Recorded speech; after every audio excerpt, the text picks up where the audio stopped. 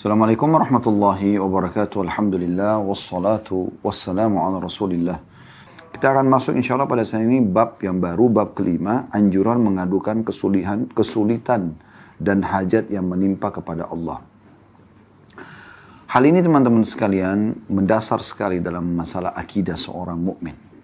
Bagaimana dia yakin Tuhannya ada, dan ini rukun iman kita yang pertama, lalu kemudian dia menggantungkan semuanya kepada Tuhannya. Apapun dia keluhkan kepada Tuhannya, apapun dia minta kepada Tuhannya, tidak ada yang dia alihkan kepada makhluk. Allah subhanahu wa ta'ala menganjurkan Nabi Muhammad SAW menyampaikan hadis, dan diangkat di sini ada dua buah riwayat. Dalam bab ini hanya dua buah riwayat, kita akan bacakan dulu hadisnya, baru kemudian kita akan panjang lebar insya Allah masuk kepada syarah atau penjelasan. Semoga ya insya Allah bisa menjadi ilmu yang bermanfaat. Baik, hadis pertama dalam bab ini dengan sanad sahih urutan 838 dari Abdullah bin Mas'ud radhiyallahu anhu, dia berkata, Rasulullah sallallahu alaihi wasallam bersabda, "Man nazalat bihi faqatun fa anzalaha bin nasi lam tusadda faqatuh, wa man nazalat bihi faqatun fa anzalaha billah fayushikullahu lahu birizkin ajilin au ajil." Artinya, barang siapa yang ditimpa kesulitan, lalu dia mengadukannya kepada manusia, maka kesulitannya tidak akan teratasi. Barang siapa yang ditimpa kesulitan lalu mengadukannya kepada Allah, maka Allah akan segera memberinya rezeki, cepat atau lambat. Hadis ini diriwayatkan oleh Abu Dawud, Tirmidzi, dan juga Al-Hakim menyatakan sahih. Hanya saja dalam riwayat Hakim ada lafaz ausyaqallahu lahu bil ghina imma bimautin ajilin au ginan ajil. Allah akan segera memberikannya kecukupan kalau dia keluhkan permasalahannya kepada Allah, bisa dengan kematian yang segera sehingga dia bertemu dengan Tuhannya dan mendapatkan balasan amal-amalnya, atau kekayaan yang akan datang ya, atau tertunda ya. Dua buah riwayat ini yang diangkat dalam bab ini memberikan gambaran kepada kita secara umum dulu bagaimana Nabi alaihi salatu wassalam mengajarkan kepada kita agar jangan menggantungkan nasib pada manusia. Berapa banyak orang yang selalu sibuk, nasibnya setiap hari dia gantungkan pada makhluk. Yang sebenarnya manusia itu sama dengan dia. Tidak ada bedanya. Dia memiliki dua mata, kita juga memiliki dua mata. Dua tangan, dua kaki. Masing-masing memiliki waktu 24 jam. Kebetulan saja dia diberikan jabatan oleh Allah subhanahu wa ta'ala. Diberikan kelebihan oleh Allah subhanahu wa ta'ala. Dan kita tinggal meminta kepada Allah subhanahu wa ta'ala. Tinggal minta saja. Tidak ada sesuatu yang berat. Hanya alhamdulillah wassalatu wassalamu ala rasulillah, memuji Allah subhanahu wa ta'ala, membaca salawat kepada Nabi SAW, lalu kemudian sampaikan hajat. Ya Allah sembuhkan saya, ya Allah berikan saya, ya Allah ampuni saya, ya Allah mudahkan urusan saya, ya Allah si fulan ya lunakkan hatinya, berikan hidayah, suami, istri, anak, dan seterusnya. Umar bin Khattab radhiyallahu anhu pernah menghadapi sebuah permasalahan dengan Bilal radhiyallahu anhu di masalah pembagian harta warisan di negeri ya, Persia ya, pada saat muslimin berhasil menaklukkan. Maka Umar mengatakan, aku pun ya, menolong hajatku ya, terhadap Bilal di sholat malamku, minta kepada Allah subhanahu wa ta'ala. Dan para kaum salafus salih merasa luar biasa itu, menyampaikan hajat kepada Allah ini memberikan solusi yang luar biasa, yang di luar daripada jangkauan akal manusia. Seorang dai Saudi menceritakan pengalaman dia pribadi. Saya lihat cuplikan ceramahnya ya. Dia mengatakan dia pergi ke Mesir.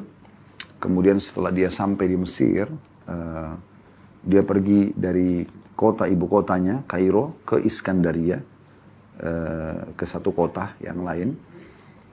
Kemudian dia bilang pada saat di Kairo, dia mengenal satu pengurus masjid dan dia pergi ke masjid itu pada saat dia mau pulang ke Saudi setelah selesai pengajian di kota Iskandaria ini. Dia bilang, saya pun tiba malam. Kalau saya nginap di hotel juga waktunya sangat kepepet. Dan saya ingin malam ini nginap di masjid, di rumah Allah. Saya hubungi pengurus masjid, mereka menerimanya walaupun sudah agak telat waktunya. Kurang lebih jam 12, jam 1 malam tibanya gitu. Kemudian mereka mengatakan, baiklah masjid sudah kami siapkan, silakan setiap saat Anda bisa datang gitu. Dia bilang saya tiba di kota Kairo, tengah malam, jam 1 malam gitu kan. Dia bilang setelah saya masuk ke dalam masjid, saya temukan masjid menyala lampunya semua, dan seperti memang sudah dipersiapkan gitu ya. Namun dia bilang tidak ada pengurus masjid, saya tidak tahu, mungkin karena mereka sudah istirahat, sudah jam 1 malam. Namun di mihrab, di dekat mihrab ada satu orang yang lagi sujud. Dan lama sekali sujudnya. Saya pun datang mendekati orang tersebut, kemudian saya coba dengarkan. Dia ngomong apa orang ini? Gitu. Ternyata dia menyampaikan keluhannya kepada Tuhannya dalam sujudnya. Dia mengatakan, ya Allah, sungguhnya istriku ya, membutuhkan uang untuk operasi. Dan kalau tidak operasi dia bisa meninggal dunia. Aku keluhkan permasalahanku padamu ya Allah, karena aku tidak punya uang sama sekali. Ya. Dan dia sebutkan angka uang yang dia butuhkan itu. Udah selesai dia sampaikan seperti itu. Dia bilang, orang ini, dai ini, mendekati orang tersebut, menunggu sampai selesai dia salam dari sholatnya. Lalu ditanyakan, ada masalah apa? Dia bilang, masalah istri saya sedang sakit, harus operasi. Dan kalau besok tidak dioperasi mungkin bisa mengancam nyawanya. Saya sendiri tidak punya uang. Saya lupa angka pasnya ya, tapi kalau tidak salah sekitar 20 ribuan pon Mesir ya. Kalau saya tidak salah gitu. Kemudian kata dai ini, apa yang sudah kau lakukan sesuatu yang sudah sangat luar biasa. Dan yakinlah Allah akan berikan kepadamu jalan keluar. Lanjutkan doamu. Lalu dai ini mengatakan, orang itu pun terus berdoa, mengulang-ulangi doanya. Dan saya pun kena ngantuk, saya istirahat. Setelah saya sholat malam, beberapa rakaat, saya istirahat. Menjelang subuh, azan subuh saya dibangunkan untuk pengurus masjid. Syekh bangun gitu ya. Dibangunkan. Lalu kemudian saya wudu, lalu saya sholat qobliyah. Atau sholat sunnatul fajr ya, qobliyah subuh. Kemudian diiqamahkan sholat. Waktu diiqamahkan sholat, tiba-tiba saja pengurus masjid mengatakan, Syekh silakan jadi imam buat kami. Kata syekhnya, saya lagi capek, mungkin kurang pas. Enggak, silakan walaupun ayat-ayat pendek. Maka dia bilang, saya pun jadi imam. Subhanallah, begitu selesai sholat, salam, lagi zikir, ada satu orang datang. Dia mengatakan, Syekh, saya mengenal Anda, saya mengikuti ceramah-ceramah Anda di YouTube, dia bilang. Ya. Dan saya ini punya hajat dengan Anda. Dia bilang, kata Syekhnya, apa hajatmu? Dia bilang, saya punya zakat harta, zakat mal, yang saya tunda pengeluarannya, karena saya berharap zakat itu bisa terarahkan ke satu orang yang kira-kira orang ini gitu kan terpenuhi hajatnya dengan zakat itu. Walaupun istri saya sudah mengatakan keluarkan saja, jangan ditahan gitu kan, ini zakat gitu. Lalu kata syekhnya, berapa uang yang kau mau keluarkan? Dia sebutkan, ya jumlahnya seperti jumlah yang dibutuhkan oleh orang yang semalam nangis-nangis itu. Kata syekhnya, subhanallah, baik tunggu sebentar. Syekhnya lihat kiri kanan, cari mana orang yang semalam sholat. Ternyata ada di ujung shaf pertama. Syekh mengatakan, diberikan isyarat supaya dia datang. Datanglah orang tersebut. Kata syekhnya, coba ceritakan, apa masalahmu semalam? Dia bilang, istri saya mau operasi, butuh uang sekian-sekian gitu. Disebutkan angkanya gitu. Maka orang yang punya zakat ini tiba-tiba meneteskan air mata menangis. Syekhnya juga menangis. Kenapa? Karena seperti depan mata mereka, Allah berikan jawaban kepada orang ini gitu. Kok bisa syekhnya datang ke situ, kemudian jadi imam, suaranya didengar, tadinya orang yang punya zakat ini, dia tidak mau sholat di masjid itu, dia mau sholat di tempat lain, tapi karena dia dengar suara dan dia kenal, dia datang sholat di masjid itu. Kemudian dia menyebutkan hajatnya punya zakat, lalu kemudian ada orang di situ yang membutuhkannya. Maka langsunglah syekh ini memberikan saran kepada pemilik uang agar memberikan kepada orang tersebut, dan diberikanlah. Dan dengan diberikan, maka selesailah masalah orang tersebut. Ya, kata syekhnya bahkan saking gembiranya orang tersebut, dia mengatakan, segala puji bagimu ya Allah gitu. Ya. Jadi orang kalau menyampaikan hajatnya kepada Allah Subhanahu wa taala, itu dipastikan akan terpenuhi. Tapi kalau kita minta-minta sama orang, teman-teman sekalian, bisa diberi, bisa tidak. Ya, bisa diberi, bisa tidak. Walaupun kalau sudah dalam keadaan kepepet, kita boleh mengajukan, kita boleh meminta, tidak ada masalah. Tapi permasalahannya di sini, ya, kalau kita tidak minta kepada Allah SWT, hanya menggantungkan pada manusia, terus bergantung pada manusia. Makanya di sini dikatakan oleh Nabi SAW, siapa yang ditimpa kesulitan, sekecil sampai sebesar apapun, lalu dia mengadukan kepada manusia, maka kesulitan tidak akan teratasi. Tapi kalau dia ditimpa kesulitan lalu dia mengadukan kepada Allah, Allah pasti akan memberikan kepada dia. Cepat atau lambat. Kalau Anda mengatakan, Ustaz, saya punya penyakit, saya sudah berdoa kepada Allah, berulang-ulang. Sudah berhari-hari, berbulan, berminggu-minggu, berbulan-bulan, bahkan mungkin ada tahunan. Tapi saya belum melihat hasilnya. Ini pernah disinggung oleh Ibnu Qayyim rahimahullah. Sehingga saya setelah beliau mengatakan, kalau ada orang yang sudah berdoa, lalu kemudian dia menganggap doanya belum diterima karena belum melihat hasilnya, ini pemahaman yang keliru. Misal contoh anaknya sakit, lalu dia mengatakan, ya Allah sembuhkan anak saya, tapi anaknya belum sembuh. Bukan Allah belum terima. Allah sudah memberikan kepada dia. Kalau seandainya dia tidak berdoa, mungkin penyakit anaknya akan lebih parah. Satu sisi. Sisi yang lain, Allah juga ingin memberikan tambahan pahala kepada orang ini.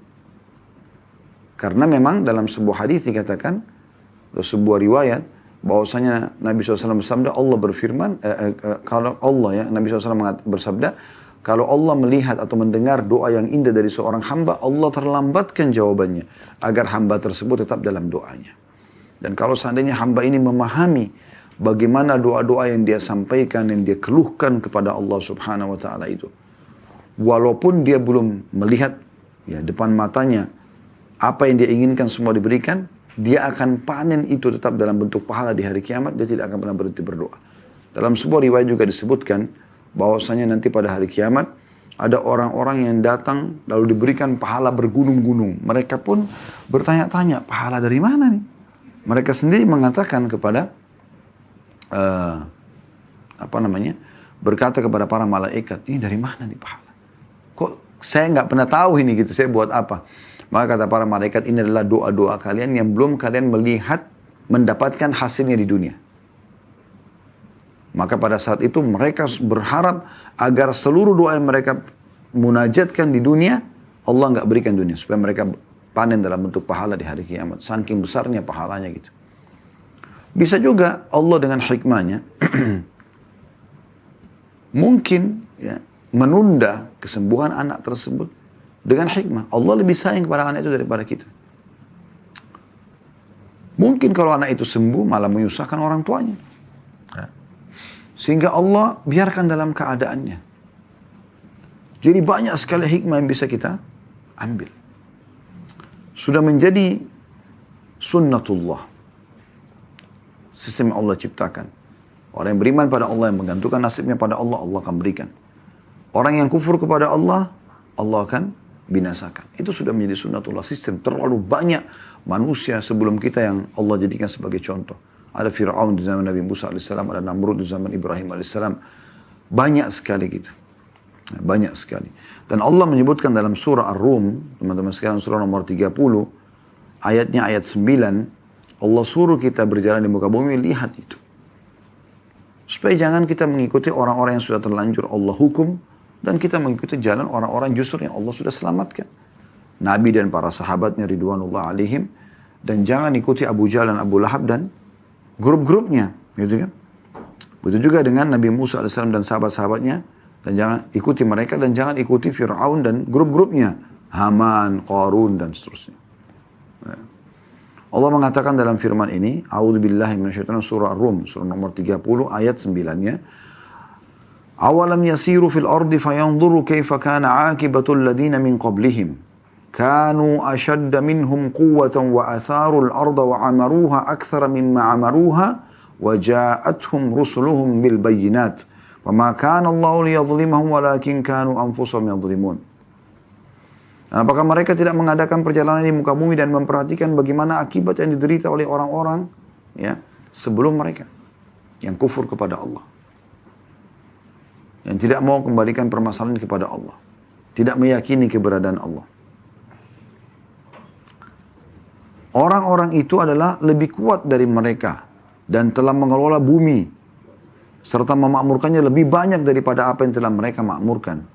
Dan telah datang kepada mereka rasul-rasul mereka dengan membawa bukti-bukti yang nyata. Maka Allah sekali-kali tidak berlaku zalim kepada mereka. Akan tapi mereka lah yang berlaku zalim kepada diri mereka sendiri. Di ayat 10-nya Allah mengatakan, "Tsumma kana 'aqibatal ladzina asa'u as-su'a an kadzdzabu bi ayatillahi wa kanu biha yastahzi'un." Kemudian akibat orang-orang yang mengerjakan kejahatan, orang yang jauh dari Allah Subhanahu wa taala. Justru ada masalah ke diskotik, ke bar, maksiat kepada Allah Subhanahu wa taala. Kemudian akibat orang-orang yang mengerjakan kejahatan adalah azab yang lebih buruk karena mereka mendustakan ayat-ayat Allah dan mereka selalu memperolok-oloknya. Jadi Allah mengingatkan kita di sini. Pertanyaan sederhana teman-teman sekalian, kenapa kita tidak mau kembali kepada Allah? Kenapa kita tidak mau kembali kepada Allah Subhanahu wa taala? Kenapa kita tidak mau bermunajat? Kenapa teman-teman sekalian kita tidak jadikan Allah sebagai hal yang nomor satu? Ada masalah apapun, introspeksi kita dulu antara hubungan kita dengan Allah Subhanahu wa taala. Coba lakukan resep sederhana ini. Masalah apapun yang Bapak Ibu sedang hadapi, coba introspeksi dulu, introspeksi diri, hubungan kita dengan Allah Subhanahu wa taala. Itu aja dulu. Ada apapun, siapapun yang mengganggu kita, langsung kita kembali kepada Allah bermunajat. Ya Allah, kalau seandainya ini karena dosa hambamu, maafkanlah. Ya. Kalau ini adalah aib hambamu, tutupilah.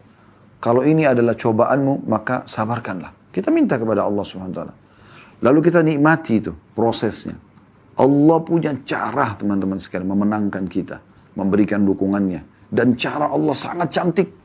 Kalau sudah Allah Subhanahu wa ta'ala yang memberikan pertolongannya. Allah mau kita manja kok. Kenapa kita nggak manja kepadanya? Dan di saat Allah Subhanahu wa taala sedang memberikan cobaan kepada kita sehingga akhirnya kita kembali kepadanya, justru itu tanda kutip Allah sedang menginginkan kita kembali kepadanya. Mungkin kalau tidak ada cobaan tersebut kita lalai dengan nikmat-nikmat yang ada.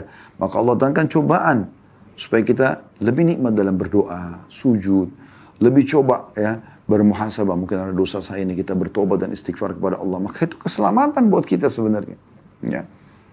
Oleh karena itu teman-teman sekalian kembali kepada Allah Subhanahu wa taala. Ingat selalu bagaimana para sahabat Nabi kalau sendal mereka putus, mereka selalu memohon hanya kepada Allah Subhanahu wa taala. Haus minta kepada Allah, lapar minta kepada Allah.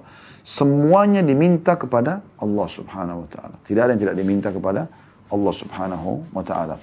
Mari kita renungi sama-sama hadis Nabi alaihi salatu wassalam.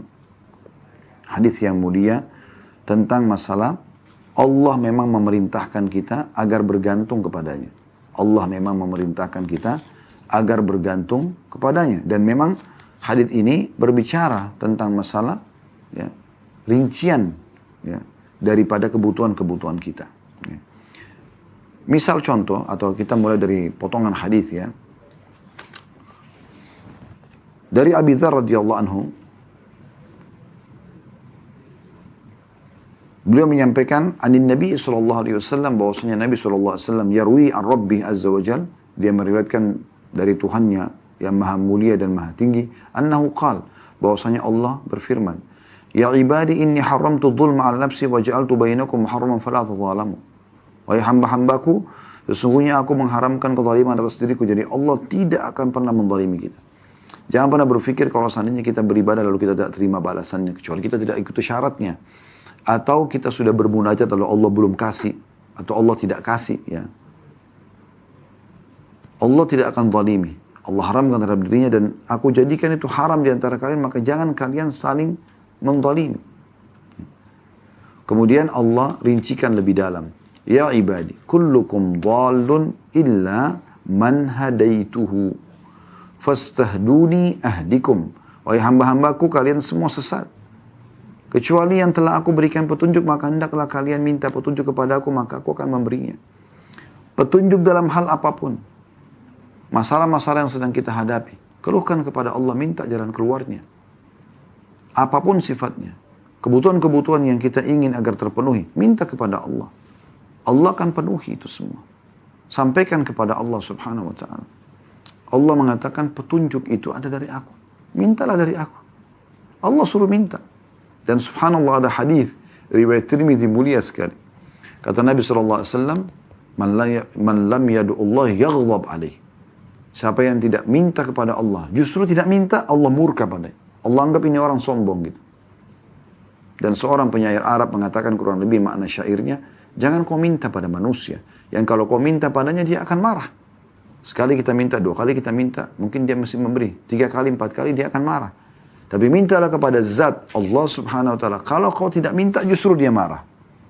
Lalu kenapa kita tidak minta kepada Allah? Lalu Allah mengatakan selanjutnya, Ya ibadi kullukum ja'in illa man at'amtuhu fastat'imuni at'imkum. Wahai hamba-hambaku kalian semua lapar kecuali yang aku beri makan. Maka hendaklah minta makan kepadaku, pasti aku memberinya. Makan minta kepada Allah. Kemudian selanjutnya Allah mengatakan, Ya ibadi kullukum arin illa man kasautu fastaksuni aksukum. Wahai hamba-hambaku, asalnya kalian telanjang.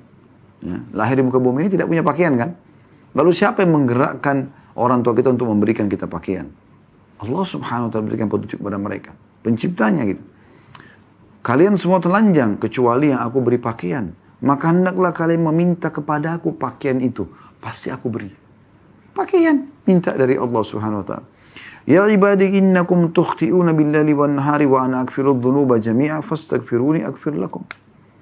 Permasalahan utama dalam kehidupan kita yang banyak menghambat fasilitas yang Allah berikan kepada kita dosa. Ya. Allah mengatakan, wahai hamba-hambaku, kalian melanggar, melakukan dosa-dosa di malam dan siang hari. Dan aku mengampuni semua dosa-dosa, maka mohon ampunlah kepadaku, aku akan maafkan kalian. Dengan dimaafkan berarti akan aman. Ya. Orang kalau sudah dimaafkan, maka akan aman dia. Lalu kemudian, karena dosa-dosanya sudah dimaafkan. Artinya fasilitas semua Allah janjikan akan kembali gitu ya. Selanjutnya Allah mengatakan, Ya ibadi innakum lan tablughu dharri fatadurruni. Walan tablughu naf'i fatanfa'uni. Wahai hamba-hambaku, kalian tidak bisa membinasakanku. Tidak bisa menggangguku. Ya, tidak bisa membahayakanku. Dan kalian juga tidak bisa memberikan manfaat kepadaku. Semua yang kalian lakukan itu buat kalian, tidak ada buat saya, kata Allah. Ya ibadi law anna awwalakum wa akhirakum wa insakum wa jinnakum kana ala atqa qalbi rajulin wahidin minkum ma zada dhalika fi mulki syai'a. Wahai hamba-hambaku, kalau seandainya orang yang terdahulu di antara kalian dan orang-orang yang terakhir di antara kalian dari seluruh golongan jin, manusia dan jin, semuanya menjadi orang yang paling bertakwa di antara kalian. Hatinya semua menjadi orang yang paling patuh kepada Allah. Semuanya miliaran ini semua jadi orang baik. Gak ada orang jahat gitu. Maka itu tidak akan menambah sedikit pun dari kekuasaanku. Aku gak butuh itu, kata Allah. Ya ibadi law anna awwalakum wa akhirakum wa insakum wa jinnakum kana ala afjari qalbi rajulun wahidin ma naqasa dzalika min mulki syai'a. Wahai hamba-hambaku, kalau seandainya orang yang terdahulu di antara kalian dan yang terakhir di antara kalian dari seluruh manusia dan jin, semuanya menjadi orang yang paling jahat. Siapa yang paling jahat? Misalnya Fir'aun. Semuanya seperti Fir'aun nih. Gitu kan. Maka itu tidak mengurangi sedikit pun dari kekuasaan dan kerajaanku. Tak ada pengaruhnya. Kau mau sejahtera pun tidak ada hubungan. Tidak ada pengaruhnya kepada aku, kata Allah. Aku sudah siapin sistem yang batu diberikan balasan, yang jahat akan dihukum. Lalu kemudian Allah juga masih berfirman di hadis qudsi ini, Ya ibadi, law anna awwalakum wa akhirakum wa insakum wa jinnakum qamu ala sa'idin wahidin fasa'aluni fa'ataitu kulla insanin mas'alata ma naqasa dhalika mimma indi illa kama yanqusul mikhiyatu idza udkhila al-bahr. Wahai hamba-hambaku, kalau seandainya orang terdahulu di antara kalian dan yang terakhir di antara kalian dari seluruh manusia dan jin, semuanya dikumpulkan manusia dari Nabi Adam sampai manusia terakhir, dari jin yang pertama sampai jin yang terakhir, semuanya dikumpulkan miliaran. Berada di satu tempat mereka berkumpul. Lalu masing-masing menyampaikan hajatnya. Lalu aku berikan masing-masing hajatnya. Maka itu sama sekali tidak mengurangi dari apa yang ada di sisiku. Kecuali hanya seperti jarum yang dimasukkan ke lautan. Anda lihat kalau jarum dimasukkan ke lautan, ya, dia tidak akan, kalau diangkat tidak akan ada air yang melekat kecuali sedikit sekali. Itu pun langsung kering dengan udara gitu. Nah, tidak mengurangi apapun. Allah Maha Kaya. Lalu kenapa tidak minta kepada zat yang Maha Kaya ini? Selanjutnya, ya ibadi innama hiya a'malukum uhsiha lakum uwaffiyakum iyyaha. Faman wajada khairan falyahmadillah wa man wajada ghaira dzalika fala yalumanna illa nafsah. Wahai hamba-hambaku, semua amal-amal yang kalian lakukan, aku catatkan buat kalian, aku balaskan, kembalikan kepada kalian. Ya. Maka siapa yang mendapatkan dia berhasil mengerjakan amal-amal baik, maka dia bersyukur kepada Allah. Dan siapa yang mendapatkan selain daripada itu, maka dia jangan menyalahkan kecuali diri mereka sendiri. Diri mereka sendiri. Wasiat yang sangat menarik dari Nabi SAW kepada sepupu beliau Abdullah bin Abbas radhiyallahu anhuma. Beliau mengatakan, ya gulam, inni u'allimuka kalimat. Wahai anak kecil, aku ajarkan kepadamu beberapa kalimat. Renungi, hafal, fahami baik-baik. Ihfadillah yahfaduk. Jaga selalu hubunganmu sama Allah. Dia akan jaga ya, dirimu. Yang halal kau nikmatin, yang diperintahkan kerjakan, yang dilarang jauhi. Ihfadillah tajidhu tujahak. Kau jagalah hubunganmu sama Allah, dia akan jaga. Ya. Dia akan selalu ada di hadapanmu.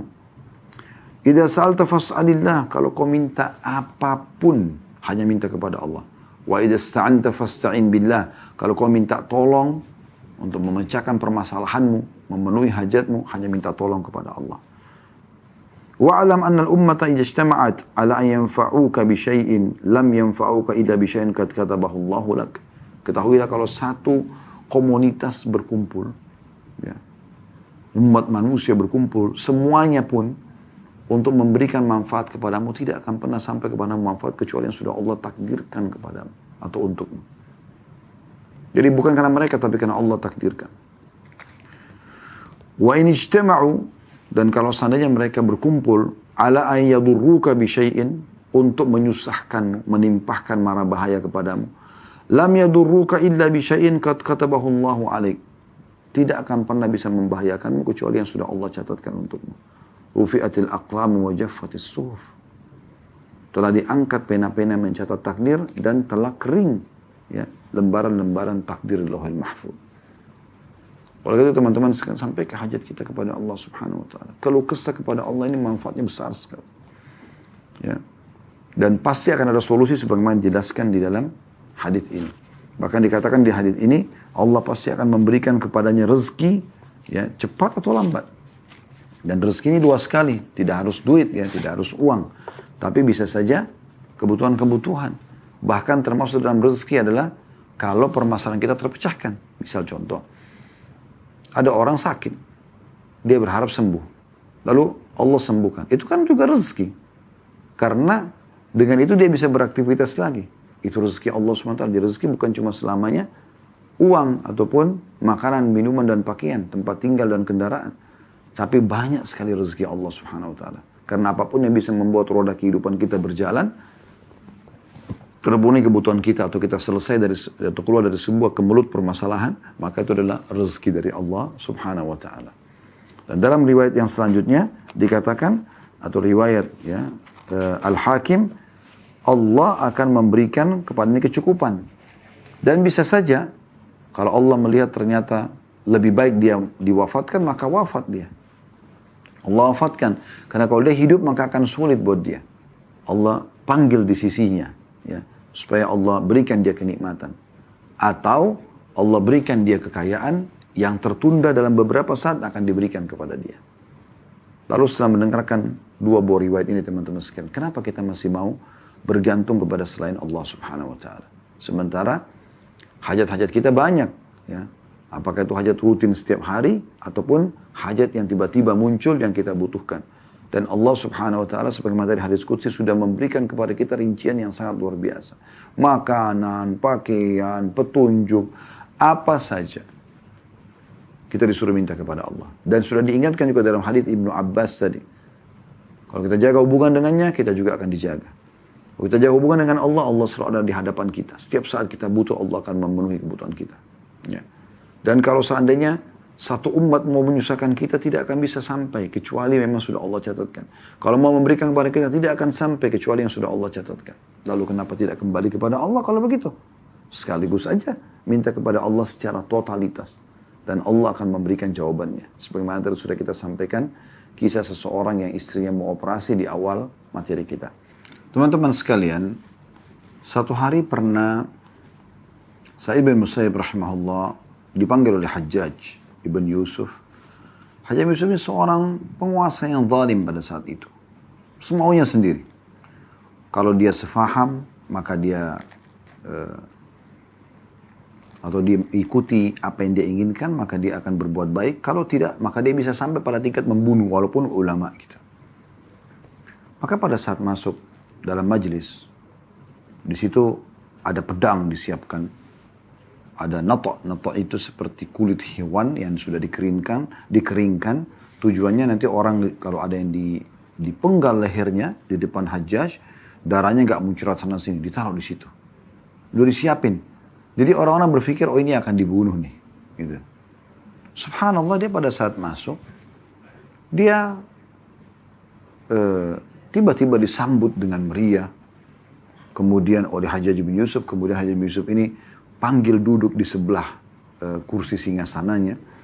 Kemudian bertanya banyak hukum agama dan dijawab. Kemudian setelah itu sempat ada parfum yang sangat bagus dan mahal di dekat Hajjaj. Tiba-tiba dia bubuhi sendiri langsung ya ke jenggot Sa'id bin Musayyib rahimahullah. Orang banyak bertanya gitu. Orang-orang sekitar sampai dia pamit keluar, diantar sampai ke pintu gerbang. Ini belum pernah terjadi di polahnya Hajjaj ini gitu. Maka pada saat dia keluar ada seseorang bertanya, wahai imam ini kalau kita kiai, ustadz ya, apa yang anda ucapkan sebenarnya? Karena tadi pada saat anda menuju ke singgasananya atau begitu masuk pintu gerbang, saya lihat mulut anda qomat kamit. Apa yang anda baca gitu? Apa yang anda sedang ucapkan? Dia mengatakan, saya mengeluhkan kepada Allah. Saya mengatakan, ya Allah, sesungguhnya engkau tahu kezaliman orang ini dan ya, aku keluhkan permasalahan ini kepadamu. Maka jadikan semua niat buruk dia, semua kejahatan dia menjadi kebaikan untukku. Bagaimana di detik-detik itu, dia sudah berhadapan dengan seorang pemimpin yang zalim, yang akhirnya bisa membunuh dia.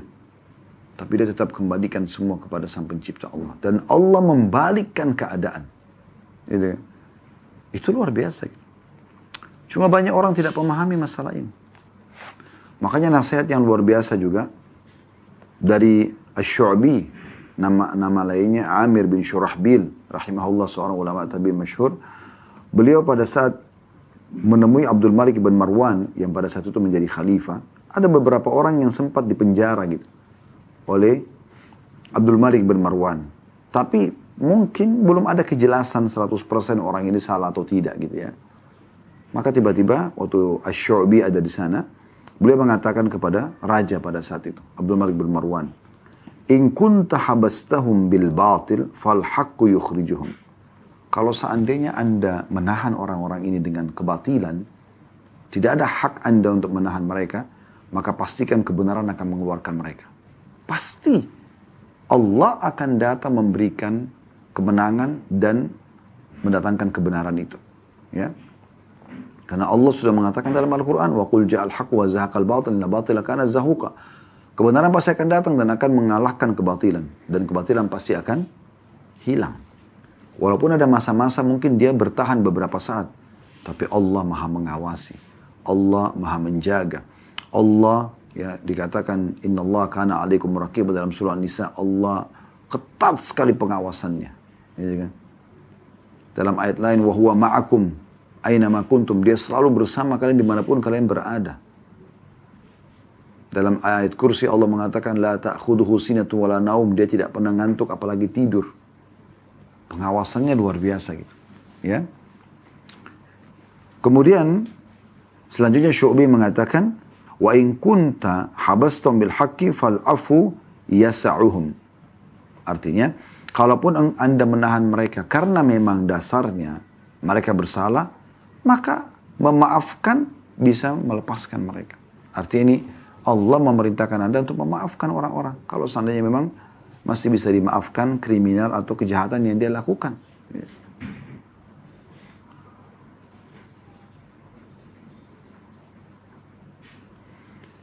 Bagaimana Urwa bin Zubair rahimahullah, seorang ulama tabi'in yang sangat masyhur.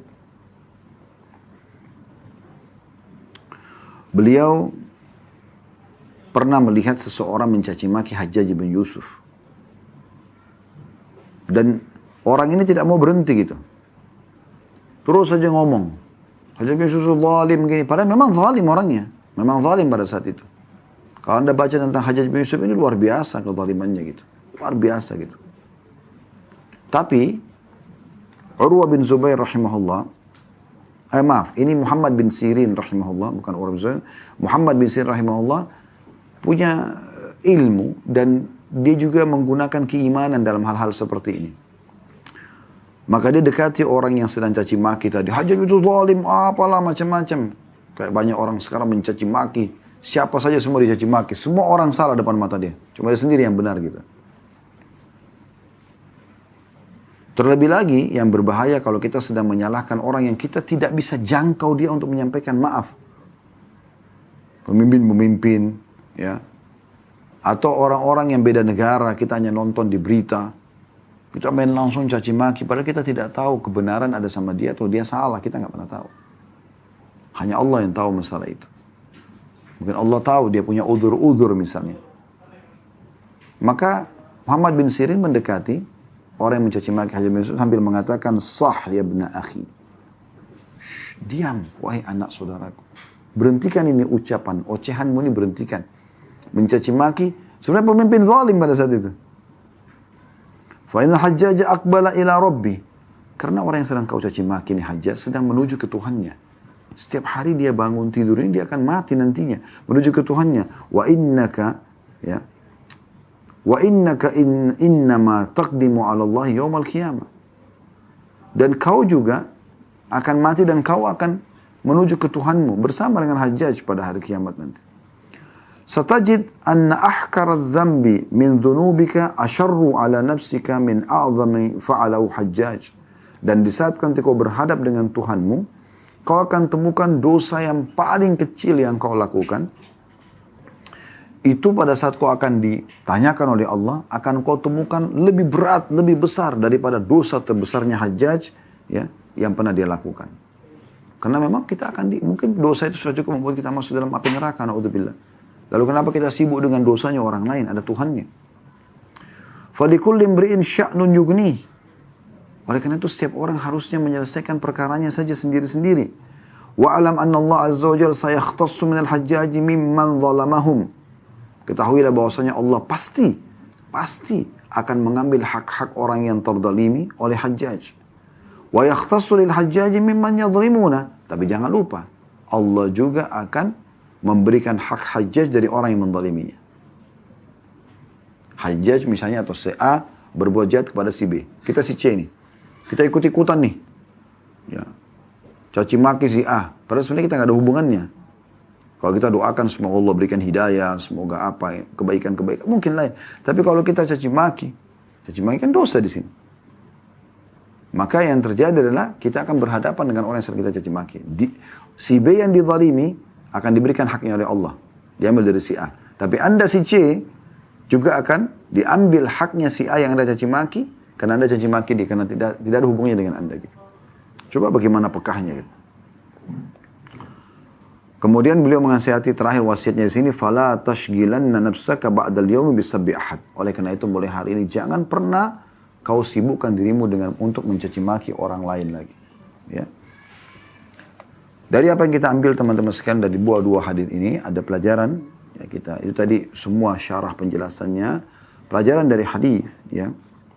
Yang pertama adalah adanya larangan dalam hadis ini untuk menggantungkan nasib pada manusia. Ya. Karena itu tidak akan memberikan solusi.